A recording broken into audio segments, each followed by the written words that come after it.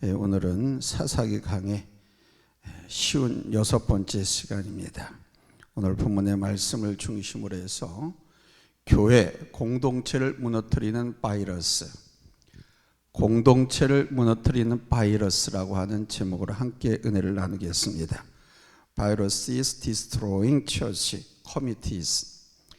Virus is destroying church communities. 교회 공동체를 무너뜨리는 바이러스. 하나의 공동체가 무너지는 일은 아주 쉽습니다. 사탄이 그 공동체 안에 바이러스 몇 개를 살짝 집어넣으면 끝납니다. 바이러스 몇 개만 살짝 들어가면 이 바이러스가 스스로 재생을 하고 막 늘어나가지고 그 공동체를 삽시간에 무너뜨립니다. 코로나19라고 하는 바이러스가 2019년 전 세계에 급속하게 퍼지면서 학교와 직장, 심지어는 교회 안까지 그 영향을 미친 것 우린 다 목도하지 않았습니까? 사탄은 공동체 안에 바로 개인의 사리 사욕, 불평, 불만, 주도권 다툼 등의 바이러스를 집어넣음으로써 공동체를 약화시키고 무너뜨리려고 하는 것입니다. 오늘 우리는 사사기를 통해서 이스라엘 민족 공동체가 약화되고 무너져가는 것을 보게 됩니다. 지금까지 우리는 이스라엘에 왕이 없으므로 백성들이 하나같이 다 자기 소견에 옳은 대로 행동한 모습을 살펴봤습니다. 하나님의 말씀이 있는데도 불구하고, 율법이 있는데도 불구하고 말씀대로 살지 않고 자기 소견에 옳은 대로 행했습니다. 그것은 곧 도덕적 타락과 종교적 타락, 가정의 타락과 사회적 타락으로까지 나타났습니다. 이런 변질과 타락은 이스라엘 민족 공동체를 매우 약화시키는 결과를 초래했습니다. 그런데 여기에 욕심과 주도권 싸움이라고 하는 바이러스가 더해지므로 이스라엘 민족 공동체는 큰 위기를 맞이하게 됐습니다. 오늘 우리가 보는 본문에서 그 모습을 구체적으로 볼 수 있습니다. 지난 시간에 우리는 한 레위인의 첩이 베냐민 지파에 기부할 사람들에 의해서 무참히 살해된 장면을 보았습니다. 그 결과 이제 이스라엘 민족 공동체, 즉 총회가 모이게 되었고, 그 총회 결과로 이스라엘은 이제 내전, 전쟁의 소용돌이 속에 휘말리게 됐습니다. 첫 번째 대지입니다. 각 지파의 정치적 이익에 급급했기 때문입니다. 모세를 통해서 출애굽할 때나 여호수아와 함께 가나안 땅을 정복하는 때 이스라엘은 각 지파의 정치적 이익이 우선이 아니었습니다. 12지파가 하나가 되어서 싸웠고, 하나가 되어서 행군했고, 하나 되어서 힘을 모았습니다. 이런 공동체였는데 12지파 중에 루벤 지파와 갓 지파, 그리고 므낫세 2분의 1 지파가 요단 동편의 땅을 먼저 얻고 그것에 정착하겠다고 했습니다. 그때 이스라엘 공동체는 그들의 생각과 결정에 아주 심각한 우려를 제기했습니다. 가나안 정복은 이스라엘 민족 정체의 일이고 어느 지파도 도중에 빠져서는 안 되는 일이었기 때문입니다. 그러나 루벤 지파와 갓 지파, 그리고 므낫세 2분의 1 지파는 가축이 많았기 때문에 가축을 기르기에 적합한 요동 동편, 그 골란고원입니다. 거기는 아주 목초지, 초장이 지금도 그렇습니다. 거기에서 가족들과 가축들을 정착하게 하고 남자들은 모두 정복전쟁에 끝까지 나가서 함께하겠다 이렇게 선언을 했습니다. 그리고 실제로 이스라엘 백성들이 가나안 땅으로 들어갈 때 이 세 지파는 가장 앞장서서 요단으로 행군에 들어갔습니다. 이것이 진정한 이스라엘 민족 공동체의 모습이 맞습니다. 개인적인 사심, 정치적 계산이 전혀 보이지 않습니다. 유다 지파 사람 갈렙을 보십시오. 갈렙은 여호수아와 함께 출애굽 1세대로 가나안 땅에 들어온 사람입니다. 출애굽 1세대로 가나안 땅에 들어온 사람은 극소수였습니다. 출애굽 1세대는 광야 생활 도중에 하나님께도 지도자에게 원망하고 불평하고 불신했다가 하나님의 징벌을 받아서 아무도 가나안 땅에 들어올 수 없었습니다. 오직 여호수아와 갈렙, 그리고 출애굽해서 광야에서 출생한 아이들 신세대만 여호수아와 갈렙이 이끌고 가나안 땅에 들어왔습니다. 그리고 하나님의 약속을 받았죠. 그런데 갈렙은 쉽게 땅을 얻으려고 하지 않았습니다. 갈렙에게는 기득권이 있었습니다. 자기가 밟고 있는 이 땅을 내게 달라고 하면 그냥 쉽게 얻을 수 있는 겁니다. 이미 받았기 때문에. 지금 갈렙의 나이는 85살입니다. 노인입니다. 안주하고 싶고 안식하고 싶고 쉬고 싶은 그런 나이입니다. 손주들의 재롱을 보면서 인생을 노년의 복을 누리고 싶어하는 그런 나이입니다. 그런데 그런 노령의 갈렙이 여호수아에게 요청을 합니다. 여호수아 14장 10절로 12절입니다.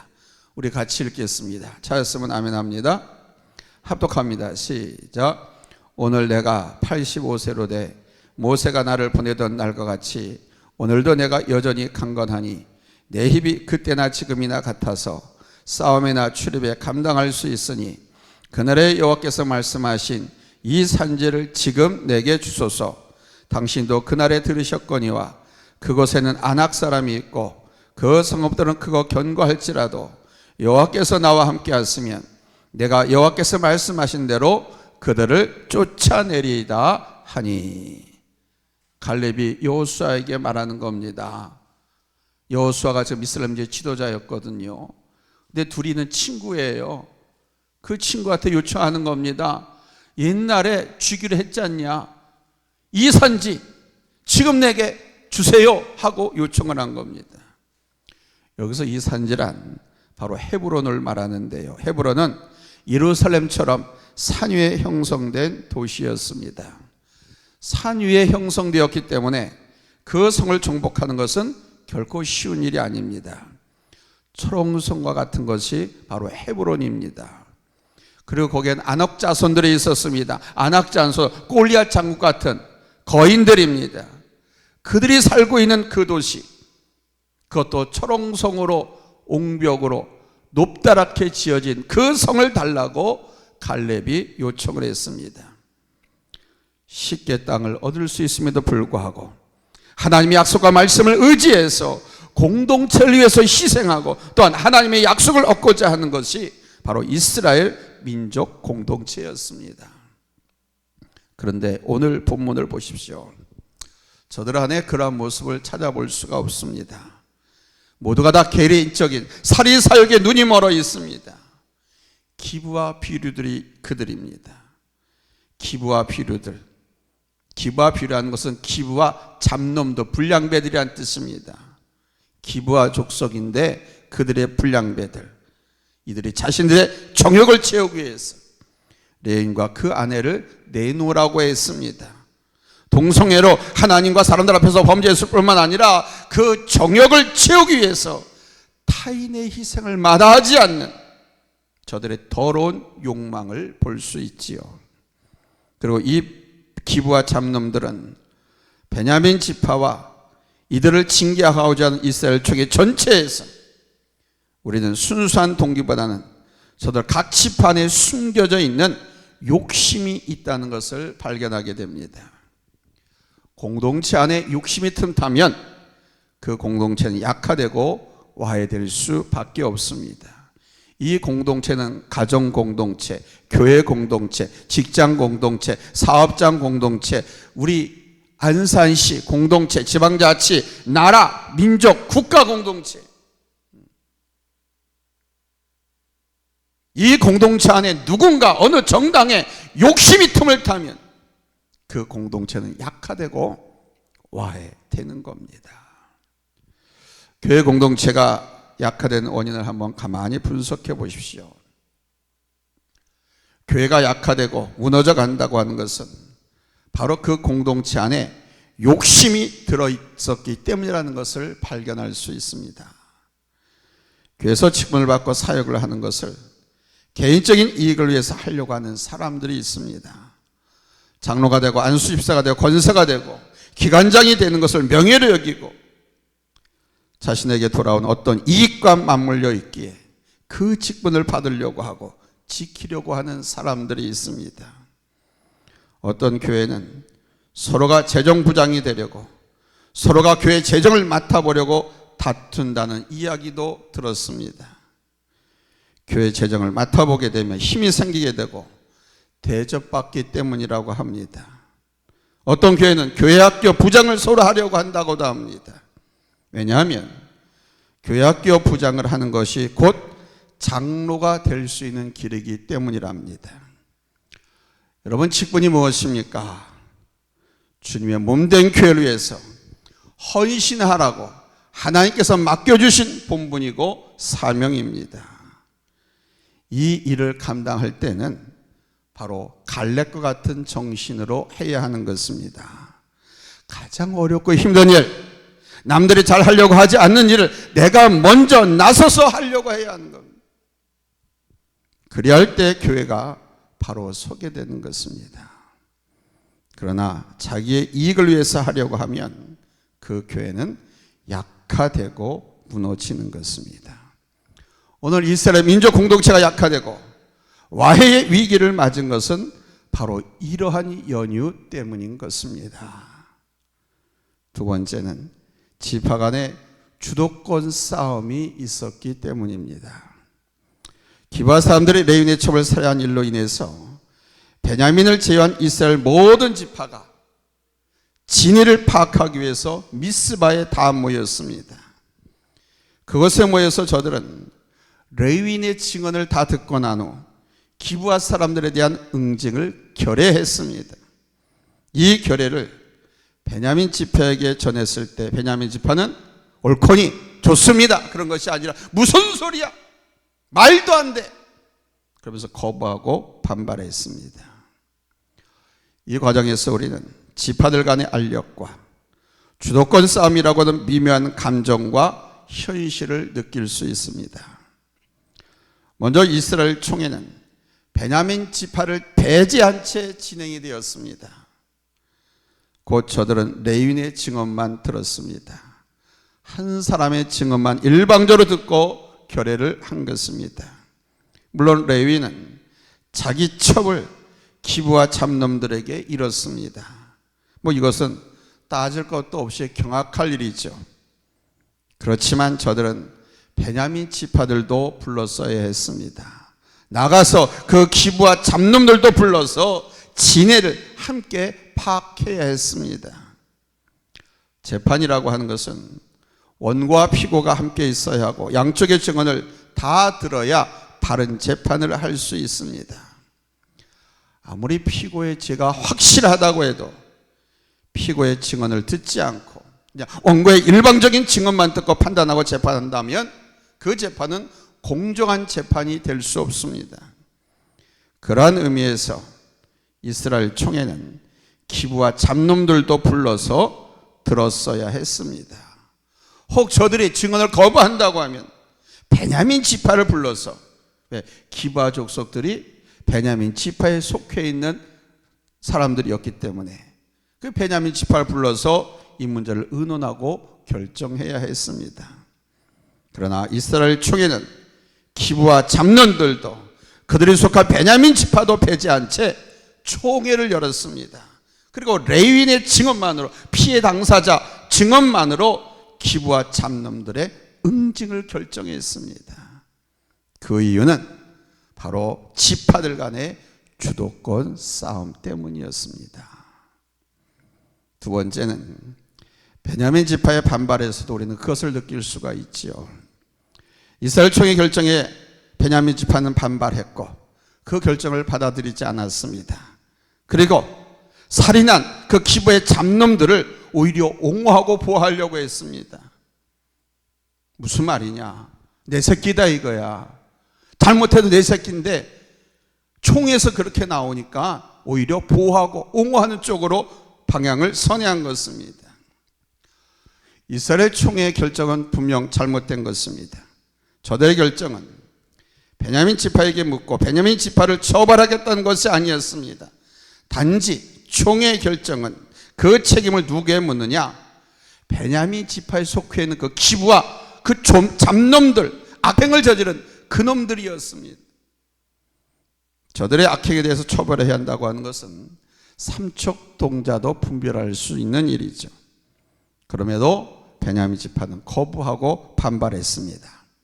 이것 때문에 총회는 오히려 문제를 해결하기보다는 문제를 확산시켰고 내전이라고 하는 엄청난 전쟁의 소용돌이 속으로 들어가게 되었습니다. 보이지 않는 자존심 싸움, 주도권 싸움 때문입니다. 공동체는 협의하고 협력할 수 있어야 합니다. 그러나 공동체 안에 주도권 싸움이 일어날 때는 그 공동체는 약화될 수밖에 없습니다.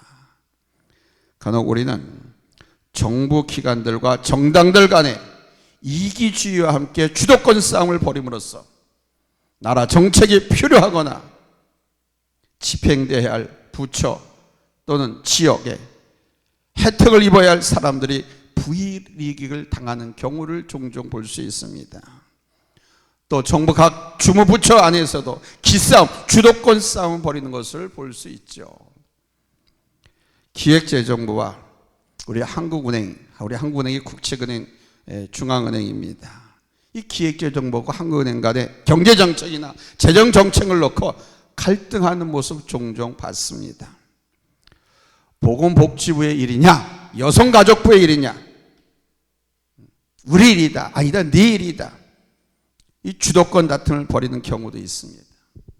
또한 우리나라 대통령실과 정부부처의 갈등을 빚는 것도 많이 봤습니다. 그런데 이들의 주도권 싸움과 갈등은 그 피해가 고스란히 누구에게 돌아가느냐? 국민들에게 돌아가는 것입니다. 국회에서의 각 정당 간의 주도권 싸움과 갈등 역시 그 피해는 누구에게 돌아가느냐? 우리 국민들에게 돌아가는 겁니다. 그래서 내가 늘 말씀드립니다. 정치인들의 들러리가 되지 말라고. 공약한 대로 자기가 주장한 대로 하지 않으면 다음엔 절대 뽑아주지 말라고 늘 그런 말씀을 드리는 겁니다. 주도권 싸움, 정당의 설립 존재 목적은 정권 탈취입니다. 무조건 정당의 목적은 그겁니다. 그래서 죽기 살기로 싸운 겁니다. 우리나라에 지금 일어난 그 사건이 바로 그겁니다. 이런 일이 벌어지면 그 피해가 누구에게 돌아갑니까? 우리 국민들에게 돌아갑니다. 국가 전체적으로 피해를 엄청나게 입는 겁니다. 그만큼 우리나라 경제력, 우리나라의 안전, 모든 것이 약화되는 거예요. 그런데 여러분, 교회 안에서도 주도권 다툼이 일어날 때가 있습니다. 어느 부서, 어느 위원회, 어느 기관에서 해야 하냐, 누가 주도해야 하느냐, 이런 문제로 팽팽한 긴장 관계로 갈 때가 있습니다. 선교에서 봉사활동을 하려고 하는데 또 교회 안에 보면 봉사부가 있지 않습니까? 그 봉사부에서 제동을 겁니다. 봉사하는 일의 주무부서는 봉사부인데 왜 선교회에서 선교나 하지 봉사부와 의논하지 않고 일방적으로 하려고 하느냐, 이런 싸움이 종종 일어납니다. 물론 절차상의 문제가 있을 수도 있습니다. 봉사의 일이라면 주요 전담부서인 봉사부와 함께 협의를 해야 하는 것이 사실입니다. 그러나 매끈한 행정 절차가 이루어지지 않았다고 한 교회 안에서 긴장과 갈등 관계로 가면 아무리 선의로 봉사하려고 해도 진심 어린 봉사가 될 수 없습니다. 그리고 교회는 교회대로 침체, 약화돼 가는 것입니다. 이러한 주도권 싸움은 사탄의 장난입니다. 이런 싸움이 일어나면 교회는 그만큼 약화되고 싸움의 깊이 크기만큼 교회는 약화되고 침몰하고 약화되는 만큼 사탄은 미소를 짓는 것입니다. 교회 안에, 특별히 초대교회 안에서 구제 문제로 갈등이 일어난 사건 여러분들 잘 알고 계시죠? 초대교회에 히브리파 유대인들과 헬라파 유대인들 사이에 구제 문제로 갈등이 빚어났습니다. 아무래도 예루살렘 교회이다 보니까 그 안에는 그 히브리파 유대인들이 많았고, 히브리파 유대인이라는 것은 이스라엘 땅에서 나서 거기서 온갖 산조선 다 꺾이면서 신앙생활하고 있는 사람들을 히브리파 유대인이라고 합니다.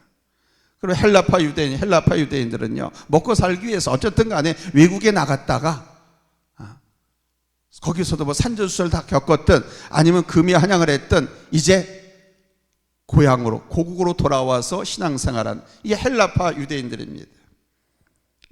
그러니까 예루살렘 교회 안에는, 그렇죠, 우리나라도 외국인이 더 많아요? 우리 한국 사람이 더 많아요? 한국 사람이 더 많지 않습니까? 그래서 예루살렘 교회도 히브리파 유대인들이 훨씬 더 많았습니다. 그런데 구제 문제로, 구제를 해주는 과정에 있어서 헬라파 유대인과 히브리파 유대인들의 갈등이 빚어졌는데, 왜 갈등이냐? 히브리파 과부들에게 구제가 더 많이 간 거예요. 그러니까 헬라파 과부들이 좀 소원한 거죠. 소외됐으니까. 우린 뭔데? 사실은 외국에 살다가 온 사람이 더 힘들고 어렵지 않습니까? 근데 예루살렘 교회에는 히브리파 사람들이 더 많으니까 히브리파 자기네 과부들에게 더 많이 구제를 했다는 겁니다. 이것 때문에 한 교회 안에서 갈등이 막 표면화되었고 싸움이 일어났습니다. 이것이 바로 주도권 싸움의 하나입니다. 히브리파 유대인들이 자기들이 주도권을 쥐고 자기들에게 유리하게 하겠다는 입장, 여기에 헬라파 유대인들이 반발한 것입니다. 이게 초대교회 안에 부흥하고 성장하는 그 초대교회 엄청난 위기였습니다. 큰 위기였습니다. 사탄은 교회를 무너뜨리기 위해서 이렇게 선한 사업으로 시험을 하는 겁니다. 나쁜 거 안 좋은 거라고 하면 교회는 먹혀 들어가지도 않잖아요. 근데 사탄은 빛의 사자로 가장을 해서 선한 사업을 가지고 분란을 일으키는 겁니다. 그런데 다행히도 이것을 사도들이 깨달았습니다. 사도들이 이것을 깨닫고, 야, 우리가 사탄의 전략에 말아들면 안 되지 하면서 오히려 기회로 삼았습니다. 위기는 잘 알아채면 기회가 되는 겁니다. 이것을 계기로 초대교회는 7집사를 세웠고요, 사도들은 기도하는 것과 말씀 전하는 것에 전무함으로써 그 위기를 탈출하고 봉합시키고 초대교회는 더 부흥하고 성장하는 계기가 되었습니다. 잘 알고 계시지 않습니까? 이 문제를 해결하지 못하면 교회는 침몰하는 겁니다. 가정에서도 주도권 싸움이 일어날 때가 있죠. 남편과 아내 사이에, 또 부모와 자식 사이에 주도권을 빼앗기지 않으려고 은근한 기싸움을 벌일 때가 있습니다. 뭐 요즘은 모르겠어요. 저는 저희 아이들한테 그렇게 가르치지 않았기 때문에. 근데 옛날에는 그랬지 않습니까? 결혼하기 전에 아만리에 이런 교육 시킨다고 하지 않습니까? 초장에 잡지 못하면 평생 고생이니까 초장에 잡아. 그래서 부부간에 서로 주도권을 잡기 위해서 힘겨루기를 합니다. 이거는 여자든 남자든 신랑이든 신부든 양쪽 부모들이 똑같이 가르쳐 주는 거예요. 너 초장에 잡히면 평생 그렇게 살아야 돼. 초장에 알아서 남편을 잡아. 또 남편은 남편 집에서 그러는 거예요. 초장에 여자를 잘 잡아야 돼. 안 그러면 평생 고생해. 서로 주도권을 잡으려고 힘겨루기 하는. 여기 하나됨이 있습니까? 부는 일심동체입니다라고 그랬는데 하나가 뭡니까? 사랑도 반조각이 나는 거죠. 그 가정 공동체가 난파선이 되는 겁니다. 주도권 싸움을 하면. 누가 누구를 잡는단 말입니까? 서로가 섬기고 사랑하고 헌신해야 할 관계 아닙니까? 부부는 서로에게 헌신해야 되는 거예요. 그래야 그 가정이 살아요. 그 공동체가 번창하고 사는 거예요. 헌신하는 사람이 없으면 그 가정은 무너지는 겁니다. 그러니까 서로가 헌신하려고 돼요. 아내는 남편에게 헌신하려고 하고 남편은 아내를 위해서 헌신하려고. 당신 때문에 내가 있는 거예요. 나 때문에 당신이 있는 것이 아니라 당신 때문에 내가 있는 겁니다. 이런 의식을 가지면 공동체는 결속력이 뛰어나고 굳건해지고 아주 든든한 반석 위에 세워지는 겁니다. 그러나 이런 의식이 없으면 가정에 평안이 없습니다. 건강한 가정을 이룰 수가 없습니다. 신앙의 명문가를 만들어갈 수가 없습니다. 남편은 아내를 위해서 희생하십시오. 아내는 남편을 위해서 희생하십시오. 그게 사랑입니다. 그게 부부입니다. 할렐루야. 사랑하는 성도 여러분, 우리가 속한 공동체 안에 과연 이런 일이 일어나고 있는지요? 혹 내가 나의 유익에 눈이 어두워서 나 중심으로 모든 것을 하려고 하고 있지는 않습니까? 내 자존심, 주도권을 빼앗기지 않기 위해서 기싸움을 하고 있는 것은 아닙니까? 잊지 마십시오.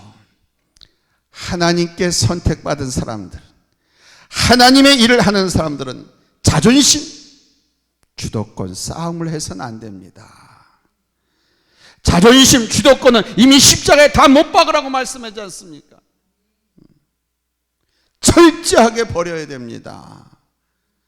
사탄은 좋은 것으로 선한 것을 가지고 싸움을 일으킵니다. 갈등을 일으킵니다. 가정에서, 교회에서, 사회에서.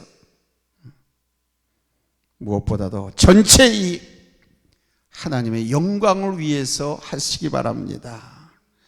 그래야 할 때 공동체가 바로 설 수 있고 더 건강하게 서서 하나님의 뜻을 이룰 수 있습니다. 평안의 줄로 하나 되고 사랑의 줄로 하나 되고 말씀으로 하나 되십시오. 그럴 때 교회가 성장하고 우리 성도는 축복된 거룩한 성도들의 모임이 될 줄로 믿습니다. 우리 사회, 우리 국가도 이렇게 평안의 줄로 하나가 되고 서로 잡아먹지 못해 누구 죽이지 못해서 으르렁거리고 싸우는 그런 것이 아니라 사랑의 끈으로 하나 되고 서로 위해주고 끌어주고 밀어주고 당겨주고 세워줘야 할 우리 같은 민족과 같은 동포 아닙니까? 하나님의 자녀들 아닙니까? 예수 믿는다고 하면 이거 잊지 말아야 돼요. 사람을 벌주고 망하게 하는 것은 하나님의 주권에 속, 하나님이 다 알아서 하십니다. 우리는 선한 열매를 위해서 선한 행실만 계속 심으라는 거예요. 심판하는 것은 누구께 있으니? 하나님께 있으니. 아멘. 평안의 줄로 하나 됩시다. 사랑의 끈으로 꽁꽁 묶읍시다. 말씀으로 하나 됩시다. 할렐루야. 기도합니다. 하나님 아버지 감사합니다.